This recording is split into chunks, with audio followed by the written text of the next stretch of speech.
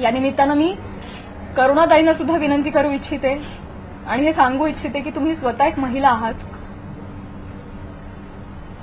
तुम्हाला महिलांना होणारा त्रास तुम्ही समजू शकता.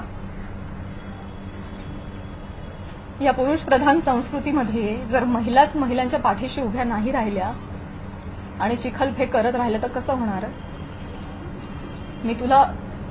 मी सांगू इच्छिते की तुम्हाला जी माझ्या बद्दलची माहिती मिळाली आहे ती अत्यंत चुकीची आहे. तुमच्या माहितीचा जो स्रोत आहे तो चुकीचा आहे करुणाताई.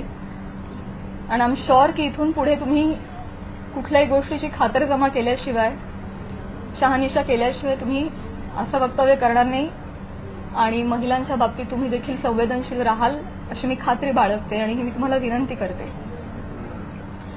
आणि मुख्यमंत्री साहेबांनाही विनंती करते की एका कार्यक्रमातला एका मंत्र्याबरोबरचा एक फोटो याच्यामुळे इतकं वादंग उठावं आणि इतकी आवई उठावी आणि त्याच्यावर हजारो न्यूज पोर्टल्सनी, युट्यूब चॅनल्सनी ह्याच्या न्यूज बनवाव्यात आणि वाटेल तसे ते लाईक्स आणि सबस्क्रिप्शन वाढवत राहावेत.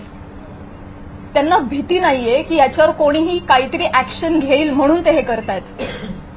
म्हणून अशा पद्धतीनं महिला कलाकारांची अब्रू वेशीला टांगली जाते. ताज्या आणि सुपरफास्ट बातम्या पाहण्यासाठी स्वराज्य न्यूज मराठीला सबस्क्राईब करा आणि बेल बटन प्रेस करा.